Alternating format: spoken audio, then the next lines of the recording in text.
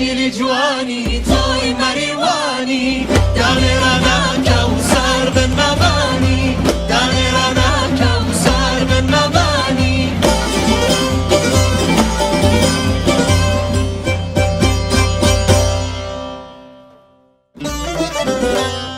بیا تو گل برافشانی بیا تو گل برافشانی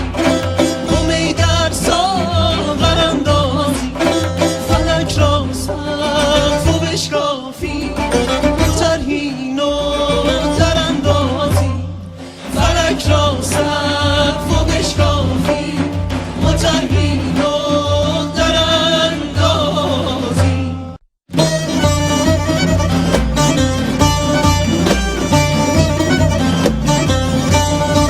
هرچند یارم بیزارم هرچند یارم بیزارم لعشقی چارم عجبم لعشقی چارم عجبم لرزن لرزن با لرزن لرزن لرزن با لرزن شادی و حال پر که گردن شادی و حال پر که گردن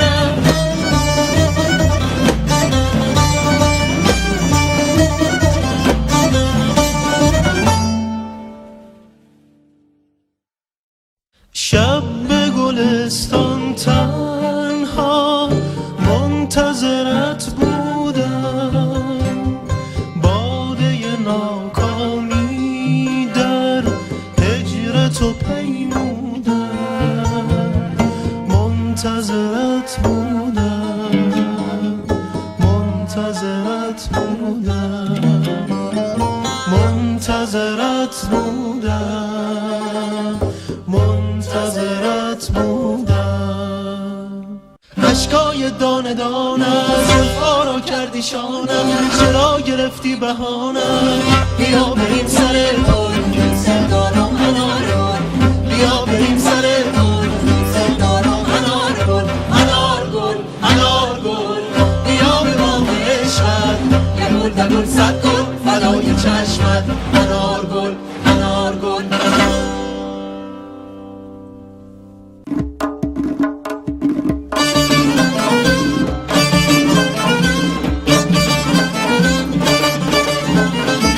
شاقبا سوزم بیا مده گرم سیرو مرغ دل جانگیرو زلقمت اسیرو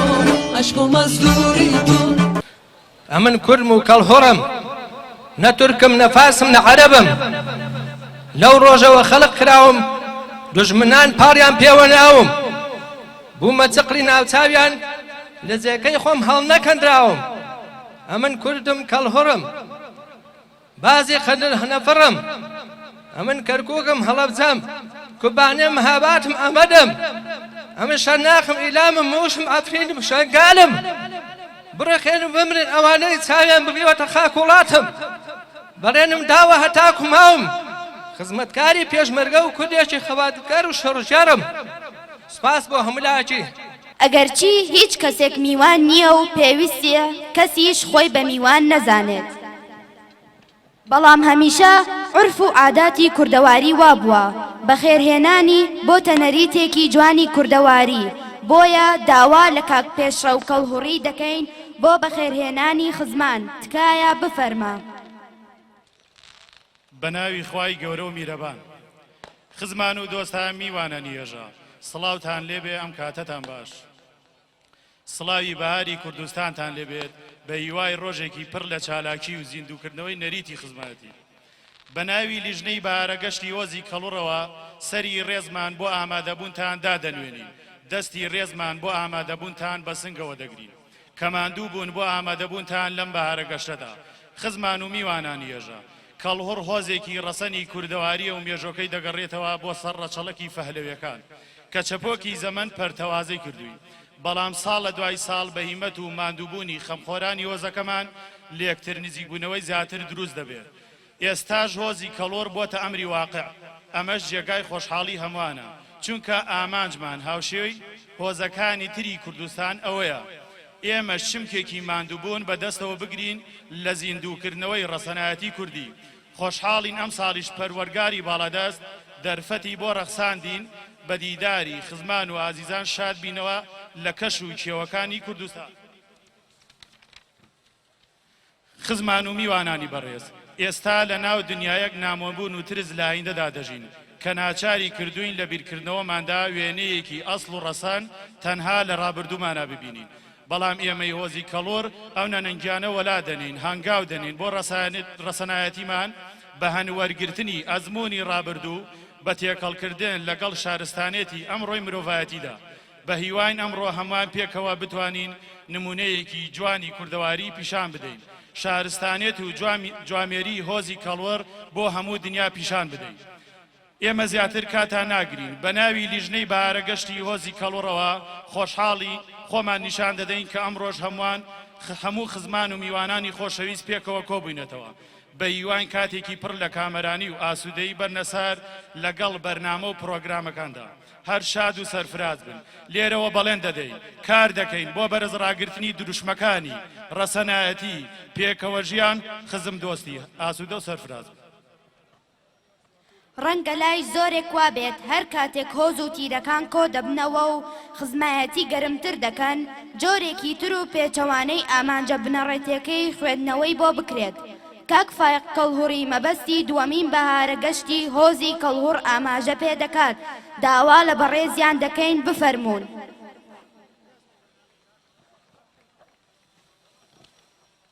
بەناوی خوای گەورە و میهرەبان. خزمان برایان ئامادەبوانی خۆشەویست، پیرۆزبایی ئەم ڕۆژە مێژوویە لە خۆمان و هەموو خزمان دەکەین. مەبەستمان لەم گەشتە بەهارێ و گردبوونەوەمان نوێکردنەوە و دووپاتکردنەوەی پتەوی خزمایەتی و برایەتیمانە. زۆر دەمێکە ئاواتە خوازی ئەم ڕۆژە مێژوویە بووین کە ئێستا لە خزمەتی گەورە و بچووکی عێلی کەڵوڕداین. نامانەوێت کاتان بگرین باسی کەڵهوڕ و سەروەریەکانی کەڵهوڕ بکەین لە مێژووی گەلی کووردا. ئەوەیان جێدێڵین بۆ مێژوونووسانی کورد و بیانی کە چۆن باسی مێژووی پڕشکۆ و سەروەریەکانی عێلی کەڵوڕ دەکەن. داواکارین لە یەک بە یەکی ئەوانەی ئامادەن و ئەوانەشی بە هەر هۆیەک نەیانتوانیوە بەشدار بن ئەم بۆنەیە بقۆزنەوە بۆ یەکترناسین و پتەوکردنی خزمایەتی هەمووان پێکەوە بەشێکی گرنگ بین لە پێکهاتەی گەلەکەماندا و ئەندامێکی دڵسۆز و گیانفیدای میلەتەکەمان بین، درێژە پێدەری ئەو مێژۆ دەوڵەمەندە بین کە باو باپیرانمان ڕۆڵیان گێڕاوە لە تۆمارکردنیدا. بنابێ خدای مەزن و دلۆڤان ئەبناوێ خوشک و برایەن وە الگولدێ شولینێ دەڤەرە گولیان قەزازاخ و هەلگرن هزاران سەڵاو و ڕێز بۆوەین هێژا پێشکەشتکین. هەروەسا خۆدبینین سەرفراز و بەختەوەر دبەشبەربوونا ئاهنگاوایە ژەهەژی ئەوە تێتە گێڕانێ بناوێ هۆزە گران و هۆزە مەردەمێر و عەگید و قەهرەمانان هۆزە کەلهۆر. وەتەن وا ڕۆڵەکانت پێگەیشتوون شێری مەیدانن، لە دنیا تێگەیشتوون ئەهلی علم و فەن و عیرفانن، لە ڕێی تۆدا هەموو یەک فیداکاری دڵ و گیانن، کە تۆ ماتی هەموو ماتن کە شاد بی جملە شادانن. فیدات بم بەسیە بەس عاجز مەبە ئەی نیشتیمانی جوان، وەتەن ئەی دایکی زەند و بەختیاری و کەڵهوڕ و بابان.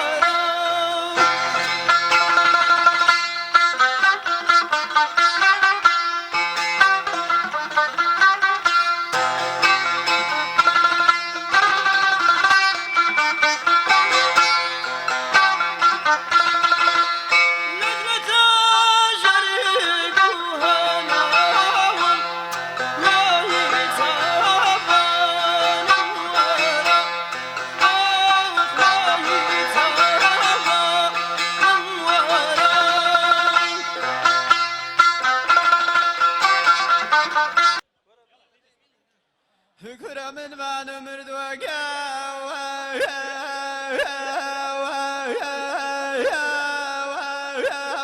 دخوا دشتی قربیانا خاپالش تبیانا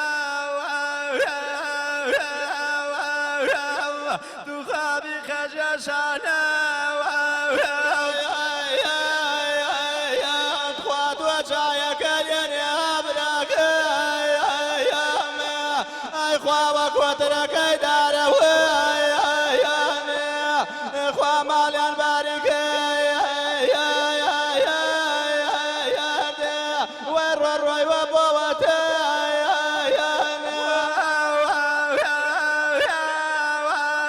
دقا کم نایکه تو خایر ناسم کرد و سات و جبه تو خالو کساس خواهی گر کل کشیه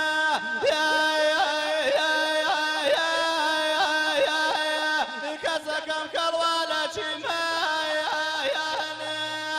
خواه کلواله سینه خواه یاری خوش دیمه خواه یر کاتی مرده تو خواه دورم حسار که خواه لبرزی بمنی تو خواه روم لوطن که خواه خو من مریض ما خواه لمریض خانه خواه سرم لباوه كسكم قوم بيقانا خادس كانت سكا دفا بزانا قربا خواشوري بالقاقا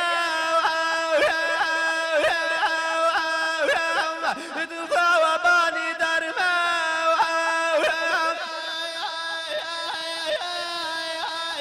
خواه من کلی کشتی میا خواه دو پالنا خواه کلی آخی که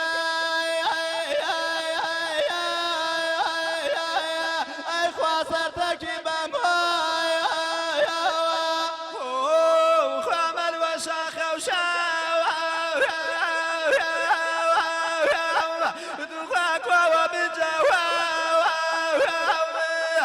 خوالي ممكن كرد ولا لجا اي خوا وانا رجا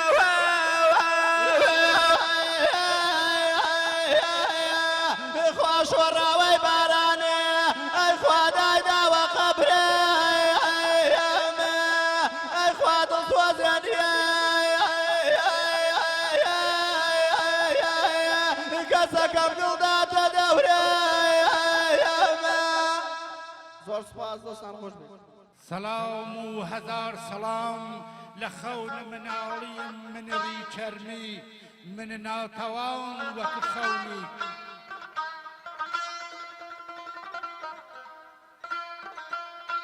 لدوای پروسه آزادی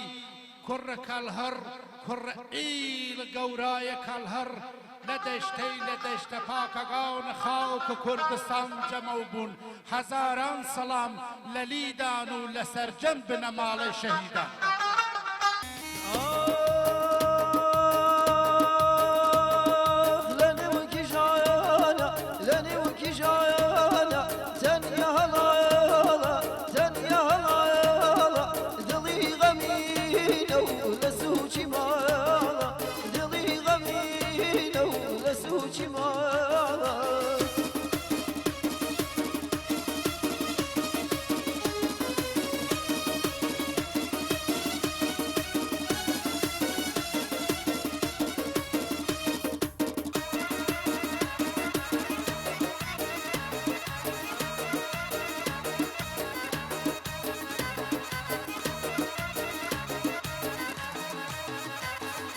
دمگیری مگیری مگیری بهانا دمگیری مگیری مگیری بهانا دنیرم بودی شدال بانا وای دنیرم بودی شدال بانا زۆر پێسەر بەرزین کە ئەو هەموو خەلکە بە ناوی عەشرەتی کەلهۆرکە ڕووی لێرە کردیەوە و زۆر پێسەر بەرزین و ڕۆژێکی خۆشترین ڕۆژەکە ئەو ڕێدەبینی. زۆر خۆشحاڵم بە کۆبوونەوەی ئەم عەشرەتە بژێردارە کە لیا کۆبێن هیوادارم ئینشەڵڵا لە ساڵی داهاتوە زیاتر و زیاتر بێ ئینشەڵڵا خوای گەورە زیاتر ئاشایەتیمان بۆ بکرێتە ناو وڵاتەکەمان و لێی بەحەسێنەوە. هیوادارم ئەو پێرمەگە بەرەزانی کە لە شوێنی خۆیان هیوای ئیسراحەت بکەن و وڵاتەکەمان بە یەکجانجاتمان دەستی ئەو کەسانەی کەوا دوشمێنی کوردستان و وڵاتەکەمانە ئیتر بە خێبن سەرچاوە. ئەمە دووەمین بەهارە گەشتی هۆزی کەلوڕە ئێمە وەکو خەڵکی تالەبانی گسکە زۆر خۆشحاڵین کەلوڕەکانی تالەبانی گسکە زۆر زۆر خۆشحاڵین بەڕاستی شتێک چاکە ئێمەش وەکو هۆزەکانی کە هۆزێکی گەورەینە بەڕاست جێگەر هەموو ساران ئینشەڵڵا بەردەوام دەبین. ڕۆژێکی زۆر پیرۆزە لە بۆی هەم خزمانی لە خانەقینەوە تا زاخۆ یەکتر دەناسین هەموو بە یەک شاد دەبین و یەکتر دەناسینەوە کانیشمان یەکتر دەناسین و لە بۆ ئەوەی هاوکاری یەک بین لە هەموو لایەشی. ئەمڕۆ دەبینن ینی ئەو فیستیڤاڵی گەشتی بەهاری عەشیرەتی کەلوور کە لێرە سازدەین بڕیارمان داوە هەموو ساڵێ لە حوتی چوار ئینشاڵڵا بۆ ساڵانی داهاتوش ئەو فیستیڤاڵە شاردنیان لێرە لە شوێنێکی تر ئەنجامی بدەین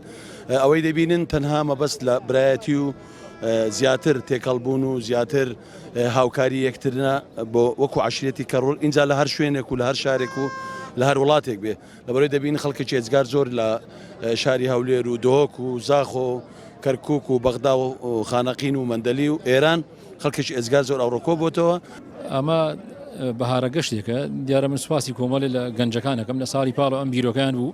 من بۆ خۆم لە یەکەم دانیشتیانە دانیشین پار بیرمان لەوە کردو ئێمەژۆکە هەموو تیرە و هۆزەکانی تر ئەم هۆزەی ئێمەش کە بڵاوە لە خانەقینەوە تا زاخۆ هەیە لە کوردستانی باشوورە ئەڵبەتە ئێمە لە کوردستانی ڕۆژهەڵات زۆربەی هەرە زۆرمان لەوێین لە کوردستانی باکووری شار هەمانە پێمان باش و ئێمەش وەک یەکترناسینێک ئەم هەموو خزمەکە لێرە کۆبووەوە من دڵنیاتەکەم ئەمە ئیسە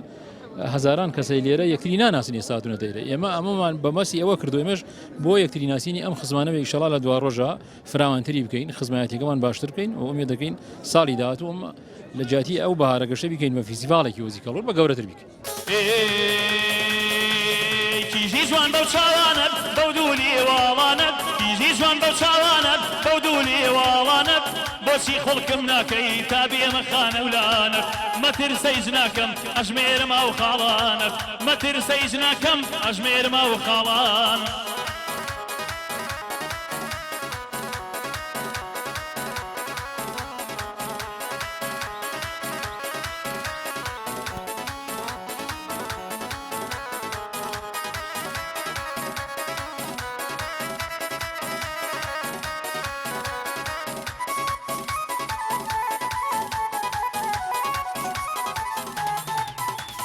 شیلانی خوشیانی بنات شوان الدنيا شیلانی خوشیانی بنات شوان الدنيا كل خسيباني غزاي ديتكيني برجولم خاكي بركت ممنون اتنين بليني بابوهوني شاوي تويا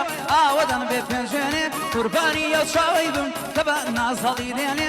بو عشرتي كلر خوالا من يا نسيني صلحه ولو هو زي من بي خوالا من يا نسيني حرفشي خاله هيوا بندي جوان جوان فيك ديني يا خواي قورم داوايا بو مو زمان بميني يا خواي قورم داوايا بو عشرت ما بمين اي سيوا خان بو شاوانت بو دولي وعالانت سيوا خان بو شاوانت بو دولي وعالانت بو جاري خلكم ناكي تابي مخان ولانت بو جاري خلكم ناكي تابي مخان ولانت.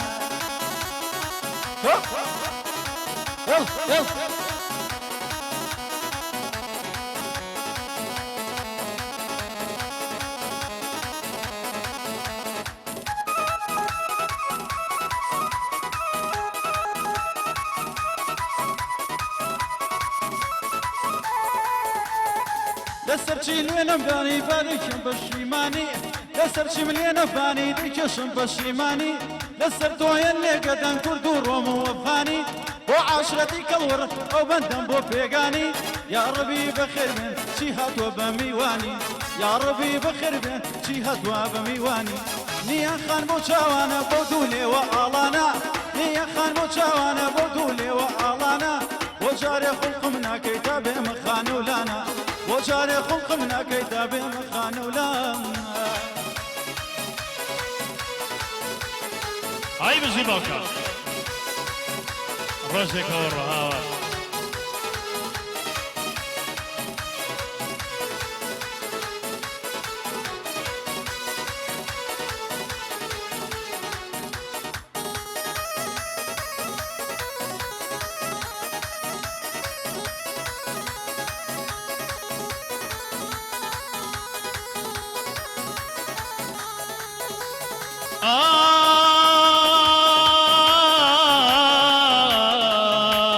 هەموو دنیا دەزانێ کوشتومی خات و سایە لەبارە و جوانیت دەمرم ئاوا باکەڵک نایە دنیا بۆ خۆی دەزانێ ئەو هیوا بۆی گەدایە خۆشی عاشرەتمانە هەرچێکی لێرەدایە